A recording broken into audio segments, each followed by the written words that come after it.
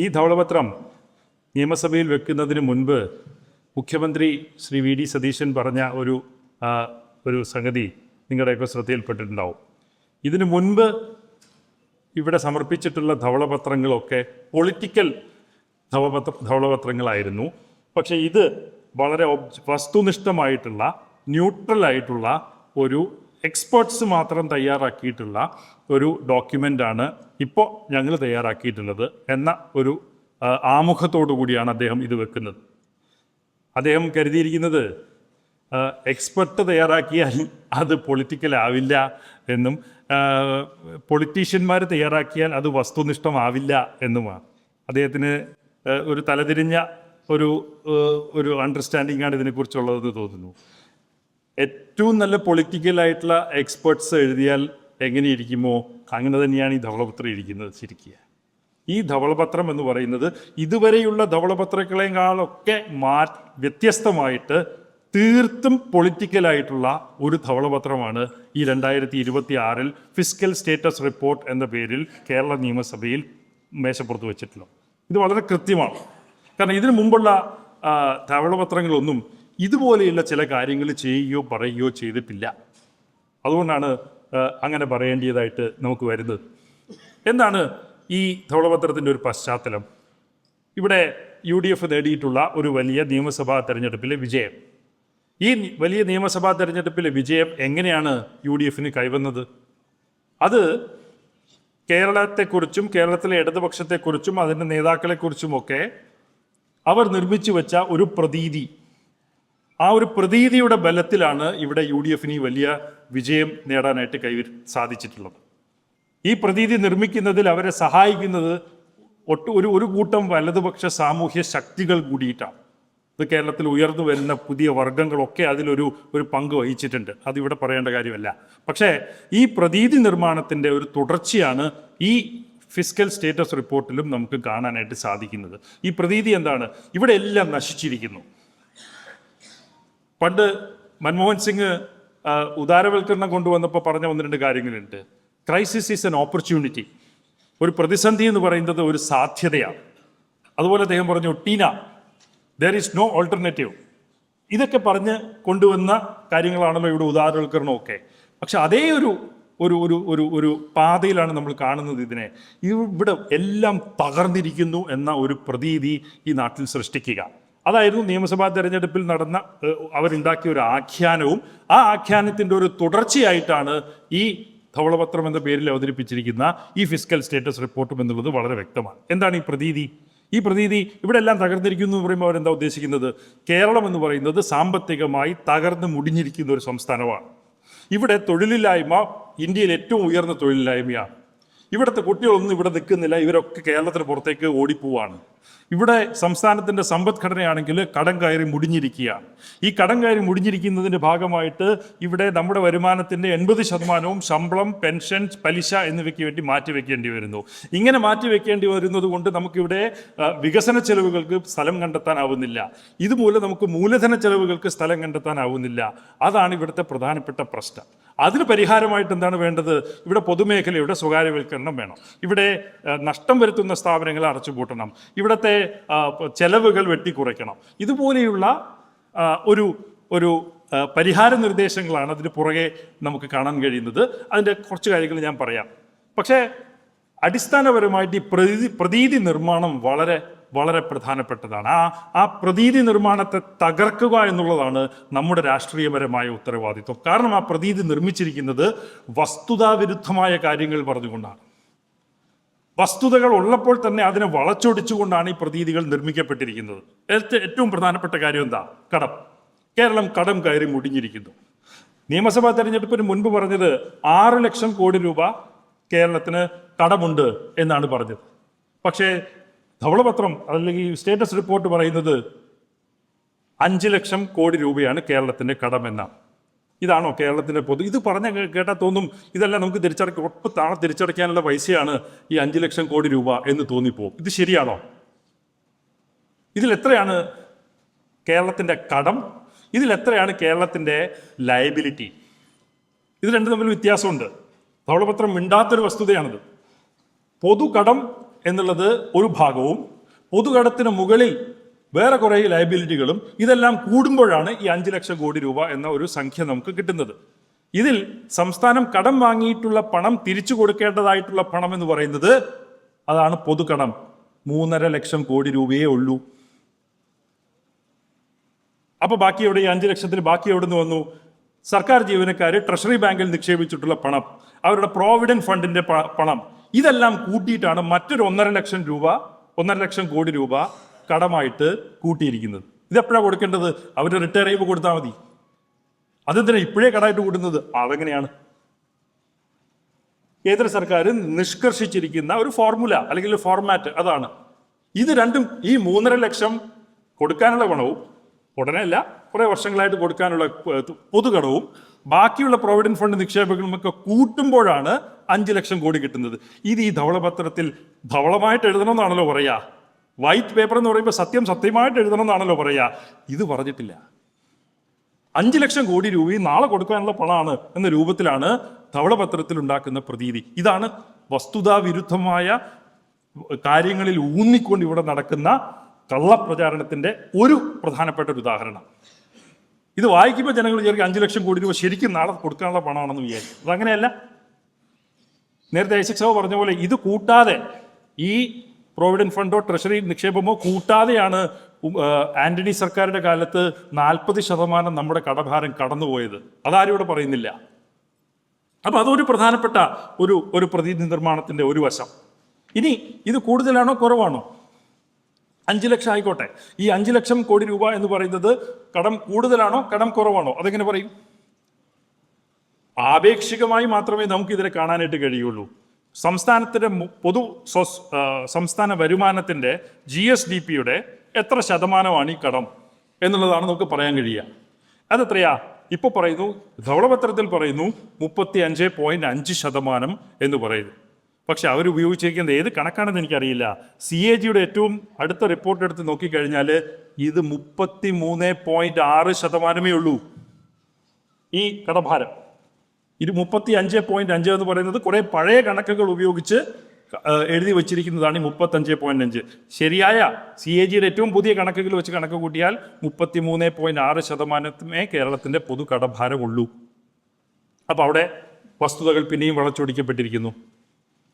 ഈ 33 എങ്ങനെയായി? ഐസക് സാബ് ധനമന്ത്രിയായിരുന്നപ്പോൾ 2019-20 നമ്മുടെ പൊതുകടം എന്ന് പറയുന്നത് GSDP-യുടെ 32% മാത്രമേ ഉണ്ടായിരുന്നുള്ളൂ. കേന്ദ്രം 3% ധനകമ്മി അനുവദിച്ചപ്പോൾ നമുക്ക് 2.9% ധനകമ്മി ഉണ്ടായിരുന്നുള്ളൂ 2019-20. അപ്പം എന്തായാലും ആർക്കും പരാതിയില്ലായിരുന്നു. പക്ഷെ അത് കഴിഞ്ഞിട്ടാണ് ഇങ്ങോട്ട് നമ്മുടെ ധനകമ്മി വർദ്ധിച്ചതും അതുപോലെ തന്നെ കടഭാരം വർദ്ധിച്ചതും. അതെന്താ സംഭവിച്ചത്? കോവിഡ് വന്നു. കോവിഡിന്റെ ഭാഗമായിട്ട് കേന്ദ്ര സർക്കാർ തന്നെ പറഞ്ഞു, നിങ്ങൾക്ക് 3% ധനകമ്മിക്ക് പകരം 5% വരെ ധനകമ്മി ആവാം എന്ന് കേന്ദ്ര സർക്കാർ പറഞ്ഞു ആദ്യത്തെ വർഷം. രണ്ടാമത്തെ വർഷം പറഞ്ഞു 4% ആവാം, ചില ഇലക്ട്രിസിറ്റി പരിഷ്കാരങ്ങൾ വരുത്തിക്കഴിഞ്ഞാൽ 5.5 കൂടെ കിട്ടും, അങ്ങനെ 4.5% വരെ പോകാം. കേരളം അത് മുഴുവനായിട്ട് ഉപയോഗിച്ചു. കേരളം മുഴുവനായിട്ട് ഉപയോഗിച്ചതിൻ്റെ ഭാഗമായിട്ട് നമുക്ക് ഇന്ത്യയിൽ തന്നെ, ഒരുപക്ഷെ ലോകത്തിന് തന്നെ ഏറ്റവും മികച്ച കോവിഡ് പ്രതിരോധം സൃഷ്ടിക്കാൻ നമുക്ക് കേരളത്തിൽ കഴിഞ്ഞു. ഉത്തർപ്രദേശിന്റെ കാര്യം ഓർക്കാം. ഗംഗാനദിയുടെ തീരത്ത് ആയിരക്കണക്കിന് മൃതദേഹങ്ങൾ വെറും കൂനകളായി, ചിലപ്പോൾ ഒരു കൊടി മാത്രം വെച്ച് അവിടെ അടക്കപ്പെട്ടിട്ടുള്ള മൃതദേഹങ്ങളുടെ ആ ഡ്രോൺ ചിത്രം നമുക്കിവിടെ ഓർക്കാം. അതുപോലെ ഇവിടെ ഭാരതപ്പുഴയുടെ തീരത്തോ പമ്പയുടെ തീരത്തോ ഒരു ശരീരം പോലും അങ്ങനെ കാണാനുണ്ടായിട്ടില്ലല്ലോ. എത്ര പേരാണ്ട് ഡൽഹിയിൽ ഓക്സിജൻ കിട്ടാതെ മരിച്ചത്? കോവിഡിന്റെ സമയത്ത് ഓക്സിജൻ കിട്ടാതെ മരിച്ച ഒരു രോഗിയുണ്ടോ കേരളത്തിൽ? ഇവിടെ PPE കിറ്റുകൾ, ഫുഡ് കിറ്റുകൾ, കമ്മ്യൂണിറ്റി കിച്ചണുകൾ, ക്വാറന്റൈൻ സെന്ററുകൾ, ഇതെല്ലാം നമുക്ക് വളരെ മനോഹരമായി നിർമ്മിക്കാനും അതുവഴി ഏറ്റവും മികച്ച കോവിഡ് പ്രതിരോധം തീർക്കാനും കഴിഞ്ഞത് ഈ ചെലവുകൾ വർദ്ധിപ്പിച്ചുകൊണ്ട് സാമൂഹ്യ സുരക്ഷ ഉറപ്പാക്കിക്കൊണ്ട് കേരള സർക്കാർ നടത്തിയ ഇടപെടലുകളാണ്. സംഖ്യ എനിക്ക് ഓർമ്മ കിട്ടുന്നില്ല. കോവിഡിന് മുൻപ് 50 ലക്ഷത്തിൽ ചില്ലുവാനം ജനങ്ങൾക്ക് മാത്രമേ പെൻഷൻ കിട്ടുന്നുണ്ടായിരുന്നുള്ളൂ. 35 ലക്ഷം, കുറച്ചുകൂടി കൂട്ടിയാൽ 35-40 ഇടയ്ക്ക് ആൾക്കാർക്ക് മാത്രമേ കിട്ടുന്നുണ്ടായിരുന്നുള്ളൂ. ആ കോവിഡ് സമയത്താണ് നമ്മളിത് വ്യാപിപ്പിച്ച് കുറച്ച് വർഷങ്ങൾക്കുള്ളിൽ 62 ലക്ഷം പേർക്ക് പെൻഷൻ കിട്ടുന്ന രീതി കേരളത്തിൽ കൊണ്ടുവന്നത്. അതെങ്ങനെയാണ് സാധിച്ചത്? ചെലവുണ്ടായി. അപ്പോൾ ഈ ചെലവുകൾ കോവിഡിൻ്റെ സമയത്ത് ഈ കടഭാരം വർദ്ധിപ്പിക്കാൻ കേന്ദ്ര സർക്കാർ തന്നെ അനുവദിച്ചതിൻ്റെ ഭാഗമായിട്ടാണ് നമുക്ക് കടഭാരം അല്പം വർദ്ധിക്കുകയും ആദ്യത്തെ വർഷം 38%, രണ്ടാമത്തെ വർഷം 37% വരെ നമ്മുടെ കടഭാരം വർദ്ധിച്ചു. വളരെ നാച്ചുറൽ ആയിട്ടുള്ളൊരു പ്രതിഭാസമാണത്. പക്ഷെ അതിനുശേഷം കേന്ദ്ര സർക്കാർ പറഞ്ഞു നിങ്ങൾ മടങ്ങി 3% വരണം എന്ന് പറഞ്ഞു. വന്നു, നിവൃത്തിയില്ല. കേന്ദ്ര സർക്കാർ സമ്മതിച്ചില്ലെങ്കിൽ കടമെടുക്കാൻ കഴിയില്ല. അങ്ങനെ വന്നപ്പോൾ നമ്മുടെ കടഭാരം പിന്നെ അവിടെ നിന്ന് ഇങ്ങോട്ട് കുറഞ്ഞു വന്നു. അതാണ് ഇപ്പോൾ 33.6% എത്തി നിൽക്കുന്നത്. ഈ വർഷത്തെ ബാലഗോപാൽ അവതരിപ്പിച്ച അവസാനത്തെ ബജറ്റിൻ്റെ ഡോക്യുമെൻ്റ് എടുത്ത് നോക്കിക്കഴിഞ്ഞാൽ അതിലൊരു ഗ്രാഫ് ഉണ്ട്. 27-28 ആകുമ്പോൾ നമ്മുടെ കടഭാരം 32% അടുത്തെത്തും, പഴയ നോർമൽസിയിലേക്ക് എത്തും. എല്ലാ സംസ്ഥാനങ്ങളിലും എത്രയാ? 29% ശരാശരി. അവർ 32 കുഴപ്പം, ചെറിയ വ്യത്യാസം. അപ്പോൾ ഈ സംഗതിയെ പർവ്വതീകരിച്ച് ഒരു പ്രതീതി നിർമ്മാണം ഇവിടെ സൃഷ്ടിക്കുക എന്ന ഒരു പൊളിറ്റിക്കൽ ആക്ടിവിറ്റിയാണ് ഈ ധവളപത്രം ചെയ്തു വയ്ക്കുന്നത്. അത് ഞാൻ നേരത്തെ പറഞ്ഞതുപോലെ ആ ഇലക്ഷൻ പ്രചാരണത്തിൻ്റെ ഒരു തുടർച്ചയായിട്ട് വേണം നമുക്ക് കാണാൻ. അങ്ങോട്ട് ഇനിയുണ്ട്. ഇത് മാത്രമല്ല പറയുന്നത്, കടഭാരം എത്ര കൂടിയെന്ന് മാത്രമല്ല അവർ ധവളപത്രത്തിൽ പറയുന്നത്. പിന്നെ എന്താ പറയുന്നത്? ഇവിടെ വികസന ചെലവുകളില്ല. മൊത്തം വരുമാനത്തിൻ്റെ ശതമാനമായിട്ട് നോക്കുമ്പോൾ കേരളത്തിൽ 39-40% മാത്രമേ വികസന ചെലവുകളുള്ളൂ. എല്ലാ സംസ്ഥാനങ്ങളുടെയും ശരാശരി 63% എന്ന് പറയുന്നു. ഇതിൽ വാസ്തവമുണ്ടോ? ഇതിലും വാസ്തവമില്ല. കാരണം എന്ന് വെച്ച് കഴിഞ്ഞാൽ ഇവർ RBIയുടെ ഡേറ്റയാണ് എടുത്തിരിക്കുന്നത്. ഞാൻ ഇന്നലെ ഇതിൻ്റെ എഴുതിയ ഒരാളോട് ഞാൻ ചോദിച്ചു, ഈ RBI എന്താ ചെയ്യുന്നത്? RBI ഇവിടെ ഡെവലപ്മെൻറ്റ് എക്സ്പെൻഡിച്ചറാണ് വികസന ചെലവ്. അവിടെ നിന്ന് എടുക്കുന്ന ഒരു കണക്കിൽ ഏറ്റവും പ്രധാനപ്പെട്ട ഒരു പ്രശ്നം, നമ്മൾ ഓരോ വർഷവും സംസ്ഥാന സർക്കാർ പഞ്ചായത്തുകൾക്ക് കൊടുക്കുന്ന ഏകദേശം 13,000 കോടി രൂപ അതിൽ ഉൾപ്പെട്ടിട്ടില്ല, വികസന ചെലവായിട്ട് ഉൾപ്പെട്ടിട്ടില്ല. ഈ 13,000 രൂപ ഉൾപ്പെടാത്ത കണക്കാണ് അവരുപയോഗിച്ചിട്ട് മറ്റ് സംസ്ഥാനങ്ങളുമായിട്ട് താരതമ്യം ചെയ്തിട്ട് ഇവിടെ വളരെ കുറവാണ് എന്ന് പറയുന്നത്. അതൊരു കണക്കിലെ പിശകല്ല, കണക്ക് അങ്ങനെയാണ്. കാരണം മറ്റ് സംസ്ഥാനങ്ങളൊന്നും LSGക്ക് ഇത്രയും പണം കൊടുക്കുന്നില്ല. അതുകൊണ്ട് RBI മറ്റ് സംസ്ഥാനങ്ങളിൽ ഈ പ്രശ്നം ഫേസ് ചെയ്യുന്നില്ല. അതുകൊണ്ട് അവർ ശ്രദ്ധിച്ചിട്ടില്ല. നമ്പർ കൃത്യമായിട്ട് നമ്മുടെ ബജറ്റ് ഡോക്യുമെന്റിൽ കൃത്യമായിട്ടുണ്ട്. ഡെവലപ്മെന്റ് എക്സ്പെൻഡിച്ചർ എന്നൊരു ടോട്ടൽ കോളം ഉണ്ട്. അതിന് താഴെ ഗിവൺ ടു LSG എന്ന് പറയുന്നുണ്ട്. അതിനും താഴെ ഗ്രോസ് ഡെവലപ്മെന്റ് എക്സ്പെൻഡിച്ചർ, ഇത് രണ്ട് കൂട്ടിയിട്ട് കൊടുക്കുന്നുണ്ട്. അതല്ല RBI എടുത്തിരിക്കുന്നത്. മുകളിലത്തെ LSGയെ കൂട്ടാത്ത സംഖ്യയാണ് അവരെടുത്തിരിക്കുന്നത്. അത് വെച്ച് നോക്കുമ്പോഴാണ് കേരളത്തിൻ്റെത് കുറഞ്ഞതായിട്ട് നമുക്ക് തോന്നുന്നത്. പക്ഷെ കുറവല്ല. അത് ഈ ധവളപത്രം തയ്യാറാക്കിയ വിദഗ്ധർക്ക് മനസ്സിലാവേണ്ടതല്ലേ? എഴുതി വച്ചിരിക്കുന്നുണ്ട്. ബജറ്റ് നോക്കിക്കഴിഞ്ഞാൽ കാണാൻ കഴിയും മറ്റൊരു നമ്പർ അവിടെ ഉണ്ടെന്ന്. അതെടുത്തിട്ടില്ല. അപ്പോൾ കേരളത്തിൻ്റെ വികസന ചെലവ് വളരെ കുറവാണെന്ന ഒരു പ്രതീതി കൂടി കടത്തിന് മുകളിൽ സൃഷ്ടിക്കാനായിട്ട് ശ്രമിക്കുക. ഇനി 3, ഇതുമല്ലാതെ ഇതൊക്കെ മൂലം ഇവിടെ ചെലവുകളൊക്കെ മറ്റ് ചെലവുകളൊന്നും നടത്താൻ കഴിഞ്ഞിട്ടില്ല. മാത്രമല്ല SC/ST ഫണ്ട് വലിയ രൂപത്തിൽ ഇവിടെ വെട്ടിക്കുറയ്ക്കപ്പെട്ടിരിക്കുന്നു. SC ഫണ്ടാണ് SCP, schedule caste sub plan. അതുപോലെ TSP ആണ് tribal sub plan.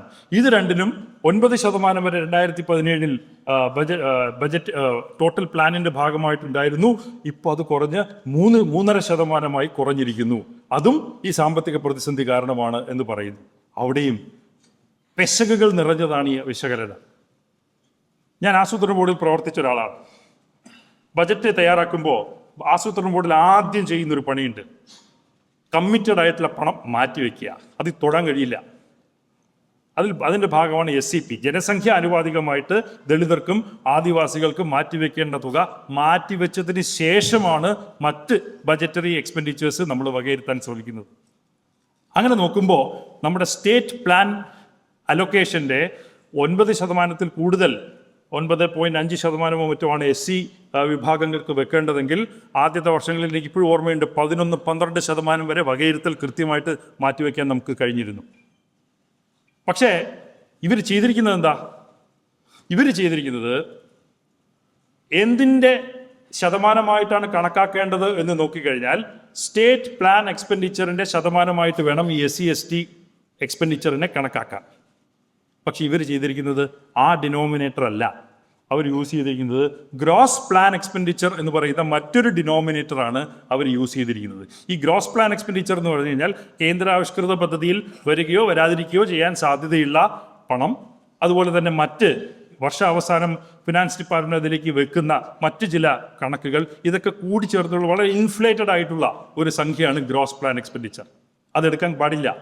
State plan എക്സ്പെൻഡിച്ചറിന്റെ ഭാഗമായിട്ട് വേണം ഈ SC/ST കണക്കുകളെ നമുക്ക് കാണാൻ. അങ്ങനെ കണക്കാക്കുമ്പോൾ ഈ വീഴ്ച ഉണ്ടായിട്ടില്ല. 8% കൂടുതൽ കൃത്യമായ വകയിരുത്തൽ എല്ലാ വർഷങ്ങളിലും ഈ SCP TSP വിഭാഗങ്ങൾക്ക് വേണ്ടി സംസ്ഥാന ബജറ്റിൽ നിന്ന് മാറ്റിവെക്കപ്പെട്ടിട്ടുണ്ട്. ഇത് ധവളപത്രം കാണുന്നില്ല. അവിടെയും ഒരു അപകടത്തിന്റെ പ്രതീതി സൃഷ്ടിച്ചുകൊണ്ട് ഇത് 3% ചുരുങ്ങിയിരിക്കുന്നു എന്ന് ധവളപത്രത്തിൽ പറഞ്ഞിരിക്കുന്നു. ഇനിയുണ്ട്. ഇത് 1, 2, 3 പ്രശ്നങ്ങളല്ല കേട്ടോ, ഇതിങ്ങനെ പറഞ്ഞു പോവാം. ഈ അടുത്ത ഏറ്റവും പ്രധാനമായിട്ട് പറയുന്നത് നമ്മുടെ മൊത്തം വരുമാനത്തിൻ്റെ 80% ശമ്പളം, പലിശ, പെൻഷൻ ഇവയ്ക്ക് വേണ്ടി മാറ്റിവെക്കുന്നു. മറ്റൊന്നിനും ഇവിടെ പണമില്ല. അവിടെയും ഒരു പ്രശ്നമുണ്ട്. മൊത്തം വരുമാനമാണോ എടുക്കേണ്ടത്, മൊത്തം ചെലവാണോ എടുക്കേണ്ടത്? സംസ്ഥാനം വഹിക്കുന്ന മൊത്തം ചെലവിൻ്റെ, അതായത് എല്ലാ ഭാഗത്തു നിന്നും കിട്ടുന്ന വരുമാനങ്ങൾ എടുത്തതിന് ശേഷം ഒരു സംസ്ഥാനത്തിൻ്റെ മൊത്തം വരുമാനത്തിൻ്റെ ഭാഗമായി, അല്ലെ മൊത്തം ചെലവിൻ്റെ ഭാഗമായി ഈ ചെലവുകൾ എത്ര വരുന്നു എന്ന് കണക്കാക്കുമ്പോൾ ശമ്പളവും പെൻഷനും പലിശയും എല്ലാം കൂടെ കൂട്ടിയാൽ 58% മുതൽ 60% വരെയേ വരുന്നുള്ളൂ. പക്ഷെ 58, 60 എന്നൊക്കെ പറഞ്ഞു കഴിഞ്ഞാൽ ഒരു ഷോക്ക് വാല്യൂ ഇല്ല. 80% ഇതിനാണ് പോകുന്നതെന്ന് പറഞ്ഞാൽ ഒരു ഷോക്ക് വാല്യൂ ഉണ്ട്. അതാണ് അതിൻ്റെ രാഷ്ട്രീയം. അതിനാണ് ഷോക്ക് വാല്യൂ, ഇതിന് ഷോക്ക് വാല്യൂ ഇല്ല. അതുകൊണ്ട് നമുക്ക് ഷോക്ക് വാല്യൂ ഉള്ളത് പറയാം എന്ന് പറഞ്ഞ് കൃത്യമായ രാഷ്ട്രീയം പ്രകടമാക്കിയിട്ട് ഇതൊരു ന്യൂട്രൽ വസ്തുനിഷ്ഠ ഡോക്യുമെന്റ് ആണ് എന്ന് മേരി നടിച്ചിട്ട് കാര്യമുണ്ടോ? അതാണ് ഇവിടെ കൃത്യമായിട്ട് ഈ ധവളപത്രത്തിന്റെ ഭാഗമായിട്ട് സംഭവിച്ചിട്ടുള്ളത്. ഇനി ഇതൊക്കെ കാരണം ഇവിടെ ചെലവ് വലിയ കൂടുതലായത് കാരണം ഞാൻ നേരത്തെ പറഞ്ഞ പോലെ ഇതിനൊന്നും സാധിക്കുന്നില്ല എന്ന് പറഞ്ഞതിന് ശേഷം പറയുന്നത് മൂലധന ചെലവുകൾ ഇവിടെ വളരെ കുറവാണ്. ഈ സംസ്ഥാനത്ത് അരിയാഹാരം കഴിക്കുന്ന ഒരാൾക്ക് കഴിഞ്ഞ 10 വർഷം കണ്ണു തുറന്നു വെച്ചിട്ടുണ്ടെങ്കിൽ കാണാൻ കഴിയുന്ന ഒന്നാണ് ഈ സംസ്ഥാനത്ത് നടന്നിട്ടുള്ള പശ്ചാത്തല വികസന മേഖലയിൽ നടന്നിട്ടുള്ള ഇടപെടലുകളും നിക്ഷേപങ്ങളും. അത് കാണാൻ കഴിയാത്ത ഒരാളേ ഉള്ളൂ ഈ ധവളപത്രം എഴുതി വരാം. അവരെന്താ പറയുന്നത്, മൊത്തം GSDPയുടെ 1.5% മാത്രമേ ഇവിടെ മൂലധന നിക്ഷേപം നടക്കുന്നുള്ളൂ. പക്ഷേ ഇവർ കാണാത്തത് എന്താ? ഇവിടെ കിഫ്ബിക്ക് കൊടുക്കുന്ന പണം അത് ഇതിൻ്റെ ഭാഗമല്ലേ? പഞ്ചായത്തുകൾക്ക് കൊടുക്കുന്ന കിഫ്ബിക്ക് കൊടുക്കുന്ന പണം റവന്യൂ എക്സ്പെൻഡിച്ചറായിട്ടാണ് കണക്ക് ബുക്കിൽ വരുന്നത്, ക്യാപിറ്റൽ എക്സ്പെൻഡിച്ചറായിട്ടല്ല. അതുപോലെ തന്നെ പഞ്ചായത്ത് കൊടുക്കുന്ന ഡെവലപ്മെൻറ്റ് ഫണ്ട്, ഈ ഡെവലപ്മെൻറ്റ് ഫണ്ടും റവന്യൂ എക്സ്പെൻഡിച്ചറായിട്ട് വെക്കുന്നതാണ്, ക്യാപിറ്റൽ എക്സ്പെൻഡിച്ചറായിട്ട് വരാറില്ല. പക്ഷേ ഇവയൊക്കെ ആക്ച്വലി ചെലവഴിക്കപ്പെടുന്നത് മൂലധന നിക്ഷേപങ്ങളായിട്ടാണ്. അപ്പോൾ ഈ മൂലധന നിക്ഷേപങ്ങൾ കൂടി സാധാരണ നമ്മൾ പറയുന്ന മൂലധന നിക്ഷേപങ്ങളുടെ കൂടെ ആഡ് ചെയ്തിട്ട് വേണ്ടേ ചെയ്യാൻ? അത് ചെയ്തിട്ടില്ല. അപ്പം നടന്ന മൂലധന നിക്ഷേപങ്ങളെ മറച്ചു വെച്ചുകൊണ്ട്, അതിനെ മനഃപൂർവ്വം കുറച്ച് കാണിക്കാൻ ശ്രമിച്ചുകൊണ്ട് നടത്തിയിട്ടുള്ള ഒരു സംഗതിയാണ് ഈ കണക്കുകൂട്ടൽ. ശരിക്കും കണക്കുകൂട്ടിയാൽ എത്രയാ? GSDPയുടെ 1.5% 3.2% ഇവിടെ മൂലധന നിക്ഷേപം ഉണ്ടായിട്ടുള്ള സംസ്ഥാനമാണിത്. അവർ ധവളപത്രത്തിൽ പറഞ്ഞതിൻ്റെ ഇരട്ടി ഷെയർ GSDPയുടെ ഇവിടെ മൂലധന നിക്ഷേപമായി നടന്നിട്ടുണ്ട്. പക്ഷേ ഈ കണക്കിലെ കളി കാരണം അതും ഈ ധവളപത്രത്തിൽ നമുക്ക് കാണാനായിട്ട് സാധിക്കില്ല. ഞാൻ പറഞ്ഞത് ഇവിടെ എല്ലാം അപകടത്തിലാണ്, എല്ലാം തകർന്നിരിക്കുകയാണ്, മറ്റൊന്നിനും പൈസ ഒരു ബാക്കി വെച്ചിട്ടില്ല എന്ന ഒരു പ്രതീതി സൃഷ്ടിക്കുകയും ശരിയായ ധനപ്രതിസന്ധി എന്താണ്, കേന്ദ്ര സംസ്ഥാന ബന്ധങ്ങളിലെ പ്രശ്നം എന്നുള്ളത് മറച്ചു പിടിക്കുകയും ചെയ്യുക എന്ന പരസ്യമായ ഒരു രാഷ്ട്രീയ പ്രസ്താവനയാണ് ഈ ധവളപത്രത്തിൽ നമുക്ക് കാണാൻ കഴിയുക. കേന്ദ്രത്തിൻ്റെ പ്രശ്നങ്ങളെക്കുറിച്ച് സഹവായിസക്ക് ഇവിടെ നേരത്തെ പറഞ്ഞു കഴിഞ്ഞു. ഇവിടെയും കാണാത്ത ചില കാര്യങ്ങളുണ്ട്. മുമ്പ് നമുക്ക് തനത് വരുമാനം എത്രയോ ഉണ്ടായിരുന്നു, പക്ഷേ ഇപ്പോൾ തനത് വരുമാനം വളരെ കുറഞ്ഞിരിക്കുന്നു എന്ന ഒരു ആരോപണവും ഈ ധവളപത്രത്തിലുണ്ട്. ഈ ധവളപത്രം പിന്നെയും കാണാത്ത കാര്യം എന്താ? ആദ്യം VAT വന്നു, പിന്നെ GST വന്നു. ഇതൊക്കെ വരുമ്പോൾ എത്രയോ നികുതികൾ, ഇവിടെ പിരിച്ചിരുന്ന എത്രയോ നികുതികൾ ഇപ്പോൾ കേന്ദ്രമാണ് പിരിക്കുന്നത്. അതൊക്കെ GST സബ്സ്യൂമായി പോയി. അപ്പോഴും നമുക്ക് അതേ തനത് വരുമാനം വേണമെന്ന് നിർബന്ധം പിടിക്കുന്നത് എന്തിനാ? മുൻപ് നമ്മുടെ GSTPയുടെ 12% മറ്റോ നമുക്ക് തനത് വരുമാനം ഉണ്ടായിരുന്നു. ഇപ്പോൾ GST ഒക്കെ കാരണം തനത് വരുമാനത്തിൻ്റെ അളവ് കുറഞ്ഞിട്ടുണ്ട്. കാരണം ഇത് കേന്ദ്രത്തിലേക്ക് പോയി പിന്നീട് തിരിച്ചു വരികയാണ് ചെയ്യുന്നത് നമുക്ക് ആവശ്യമുള്ളത്. പക്ഷേ ഇതും ധവളപത്രം കാണില്ല. കുറഞ്ഞു എന്ന് മാത്രമേ പറയുള്ളൂ. കുറഞ്ഞതിന് കാരണം എന്താണ് എന്ന് പറയില്ല. അതും ജനങ്ങളെ തെറ്റിദ്ധരിപ്പിക്കലാണ്. ഇനി വരുന്ന പ്രധാനപ്പെട്ട ഒരു പ്രശ്നമാണ് റവന്യൂ ചെലവുകൾ വളരെ കൂടി നിൽക്കുന്നു എന്നുള്ളത്. ഈ റവന്യൂ ചെലവുകൾ കൂടി നിൽക്കുന്നതിൻ്റെ രാഷ്ട്രീയം എന്താ? കേരളത്തിൽ മറ്റ് സംസ്ഥാനങ്ങളെ അപേക്ഷിച്ച് റവന്യൂ ചെലവ് കൂടി നിൽക്കുന്ന ഒരു സംസ്ഥാനമാണ് കേരളം. അത് വസ്തുതയാണ്. പക്ഷേ എന്തുകൊണ്ട് അങ്ങനെ സംഭവിക്കുന്നു എന്നുള്ളത് ആരും ചോദിക്കുന്നില്ല, ധവളപത്രം പറയുന്നുമില്ല. അത് കേരളത്തിൻ്റെ വികസന പ്രക്രിയയുടെ ഒരു ഘടനാപരമായ പ്രശ്നമല്ല, ഒരു ഒരു ഒരു ഒരു ക്യാരക്ടറിസ്റ്റിക് ഒരു ഫീച്ചറാണ് ശരിക്കും പറഞ്ഞു കഴിഞ്ഞാൽ. എന്താ അത്? കേരളത്തിൻ്റെ വികസനം ലോകമെമ്പാടും അറിയപ്പെടുന്നത് ഇവിടുത്തെ സാമൂഹ്യ സേവന രംഗങ്ങളിൽ കേരളം നടത്തിയിട്ടുള്ള നിക്ഷേപങ്ങളും അവിടെ നമുക്കുണ്ടായിട്ടുള്ള നേട്ടങ്ങൾ മൂലമാണ് കേരളമായത് തന്നെ. ഇവിടുത്തെ വിദ്യാഭ്യാസം, ആരോഗ്യം, പോഷണം, മറ്റ് സാമൂഹ്യ മേഖലകൾ, ഇവിടെയൊക്കെ നമ്മൾ നടത്തിയിട്ടുള്ള ചരിത്രപരമായിട്ടുള്ള നിക്ഷേപങ്ങളാണ് ഏറ്റവും പ്രധാനപ്പെട്ട ഒരു കേരളത്തെ വേർതിരിച്ചു നിർത്തുന്ന ഒരു പ്രധാനപ്പെട്ട ഒരു സംഗതി. ഇതെങ്ങനെയാണ് നമുക്ക് കേരളത്തിന് സാധിച്ചത്? ഇതൊക്കെ സാധിച്ചത് ഒരു ക്ഷേമരാഷ്ട്രം ഉണ്ടാവണമെങ്കിൽ ആ ക്ഷേമരാഷ്ട്രം ഉണ്ടാക്കാൻ തൊഴിലാളികൾ വേണം. തൊഴിലാളികളില്ലാതെ ഒരു ക്ഷേമരാഷ്ട്രം ഉണ്ടായിട്ടില്ല. ആ തൊഴിലാളികൾ എന്നതുകൊണ്ട് ഈ പശ്ചാത്തലത്തിൽ ഞാൻ ഉദ്ദേശിക്കുന്നത് ഇവിടുത്തെ ടീച്ചർമാർ, ഇവിടുത്തെ ഡോക്ടർമാർ, ഇവിടുത്തെ നഴ്സുമാർ, ഇതൊക്കെയാണ് ഇവിടുത്തെ പ്രധാനപ്പെട്ട നമ്മുടെ തൊഴിലാളികൾ ഈ സാമൂഹ്യ മേഖലയിലെ. ആ വസ്തുതയെ കാണാതെയാണ് ഈ റവന്യൂ വരുമാനം ഇത്രയും കൂടുതലാണ് എന്നൊരു വിഷയത്തിലേക്ക് നമ്മൾ വരുന്നത്. 1-2 കണക്കുകൾ മാത്രം ഞാൻ പറയാം. ഇവിടെ ഒരു സ്കൂളിൽ എത്ര അധ്യാപകരുണ്ട് എന്ന ഒരു കണക്ക് പരിശോധിക്കാം. കേന്ദ്ര സർക്കാരിൻ്റെ കണക്കാണ്. ഈ കണക്ക് പരിശോധിച്ചാൽ ഒരു സ്കൂളിൽ കേരളത്തിൽ 17 അധ്യാപകരുണ്ട്. പക്ഷേ 2ാം സ്ഥാനത്ത് നിൽക്കുന്നത് തമിഴ്നാട്, ഹരിയാന, പഞ്ചാബ്. ഒരു സ്കൂളിൽ 9 അധ്യാപകർ, അത്രേ ഉള്ളൂ. ഉത്തർപ്രദേശ് ഒരു സ്കൂളിൽ 5 അധ്യാപകർ. മധ്യപ്രദേശ് ഒരു സ്കൂളിൽ 4 അധ്യാപകർ. ഇന്ത്യയിലെ 8% സ്കൂളുകൾ ഏകാധ്യാപക വിദ്യാലയങ്ങളാണ്. ഇവർക്കൊക്കെ ശമ്പളം എത്രയാ? വളരെ കുറവ്. 6ാം ശമ്പള കമ്മീഷന്റെ ശമ്പളം പോലും ഇവർക്ക് പലപ്പോഴും ഇല്ല. ഇവരിൽ ഭൂരിഭാഗം കോൺട്രാക്ട് അടിസ്ഥാനത്തിൽ വർക്ക് ചെയ്യുന്നവരാണ്. ഇവരുടെ ശമ്പളം ഒരു മാസം 15,000 രൂപ അല്ലെങ്കിൽ 20,000 രൂപ, അതിനപ്പുറമില്ല. ഇതാണ് ഈ മറ്റ് സംസ്ഥാനങ്ങളിലെ സ്ഥിതി. ഇതുപോലെയൊരു വിദ്യാലയ സംവിധാനം കേരളത്തിൽ വേണം എന്നാണോ നമ്മൾ കാണേണ്ട സ്വപ്നം? അല്ലെങ്കിൽ കേരളത്തിൽ എങ്ങനെ ഇത്രയും വിദ്യാഭ്യാസ പുരോഗതി ഉണ്ട്? അത് ടീച്ചർമാരില്ലാതെ വിദ്യാഭ്യാസം പുരോഗതി ഉണ്ടാവും? അത് ഈ ധവളപത്രത്തിന് അതൊന്നൊരു വിഷയമേ അല്ല. ധവളപത്രത്തിൻ്റെ ഒരു എഴുത്തുകാരൻ ഒരാൾ പറയുന്നുണ്ടായിരുന്നു, ഇത്രയും ടീച്ചർമാരുണ്ടായിട്ട് എന്താ കാര്യം? ഇവിടെ കണക്ക് കൂട്ടാൻ അറിയാവുന്ന പിള്ളേരല്ലേ സ്കൂളിലുള്ളത് എന്നാണ് അടുത്ത ആരോപണം. അപ്പോൾ കണക്കുകൾ നോക്കിയാൽ എന്താ സ്ഥിതി? 3ാം ക്ലാസ് എടുത്താൽ മതി. ഒരു ഉദാഹരണം മാത്രമേ. 3ാം ക്ലാസ് എടുത്ത് കേന്ദ്ര സർക്കാരിൻ്റെ സർവേയാണ്, കേരളത്തിൻ്റെ സർവേ ഒന്നുമല്ല. കേന്ദ്ര സർക്കാർ 2024 നടത്തിയ പരഖ് എന്ന് പറയുന്ന സർവേയുടെ കണക്കുകൾ കാണിക്കുന്നത് ഗ്രേഡ് 3ാം ഗ്രേഡിൽ ന്യൂമറിക്കൽ കോമ്പിറ്റൻസി ഉള്ള വിദ്യാർത്ഥികളുടെ ഷെയർ എത്ര എന്ന് നോക്കുമ്പോൾ കേരളമാണ് ടോപ്പ് പെർഫോമർ. 70% കുട്ടികൾക്ക് 3ാം ക്ലാസ്സിൽ ഗ്രേഡ് ലെവൽ കോമ്പിറ്റൻസി ഉണ്ട്. ഇന്ത്യയിൽ എത്രയാ? 60%. ഇന്ത്യയിൽ 60% ശരാശരി എന്ന് പറയുമ്പോൾ ഒരുപാട് സംസ്ഥാനങ്ങൾക്ക് 30-40 ഒക്കെ ഉണ്ടാവുള്ളൂ എന്ന് നമ്മൾ കാണണം. അവിടെയാണ് കേരളം 70 എന്ന ഒരു നമ്പറിലേക്ക് നിൽക്കുന്നത്. അത് ശിവൻകുട്ടി സാർ ഉണ്ടായിരുന്നെങ്കിൽ പറയാമായിരുന്നു. അദ്ദേഹത്തിൻ്റെ കൂടെ പരിശ്രമത്തിൻ്റെ ഫലമായിട്ടാണ് 2021 നിന്ന് 2024 നമ്മൾ എത്തിയപ്പോൾ ഈ ഗ്രേഡ് ലെവൽ കോമ്പിറ്റൻസി 60% നിന്ന് 70% 3 വർഷം കൊണ്ട് വർദ്ധിപ്പിക്കാൻ നമുക്ക് സാധിച്ചത്. അതും ഇവിടെ ആരും പറയില്ല. ആരോഗ്യരംഗം എടുക്കൂ, നഴ്സുമാർ 1000 പേർക്ക് എത്ര നഴ്സുണ്ട്? 1000 പേർക്ക് കേരളത്തിൽ 9 നഴ്സസ് ഉണ്ട്. 1000 പേർക്ക് ഉത്തർപ്രദേശിൽ അര നഴ്സുണ്ട്. കേന്ദ്ര സർക്കാരിൻ്റെ കണക്കാണ്. 1000 പേർക്ക് ഉത്തർപ്രദേശിൽ അര നഴ്സ്. 1000 പേർക്ക് ബീഹാറിൽ, ജാർഖണ്ഡ് മുതലായ സംസ്ഥാനങ്ങളിൽ 0.2 നഴ്സസ്. അരയെന്ന് പോലും പറയാൻ കഴിയില്ല, അരയ്ക്കുന്ന കഴിയാ. ഇവർക്കൊന്നും ശമ്പളം കൊടുക്കണ്ടല്ലോ. അപ്പോൾ ഈ ഒരു സ്കൂളിലെ 17 അധ്യാപകര്, ഈ നഴ്സസ്, ഇവർക്കൊക്കെ ശമ്പളം കൊടുക്കേണ്ടതാരാ? സംസ്ഥാന സർക്കാരല്ലേ? ഇതെല്ലാം റവന്യൂ ചെലവല്ലേ? ഈ റവന്യൂ ചെലവില്ലെങ്കിൽ കേരളമുണ്ടോ? ഇല്ലല്ലോ.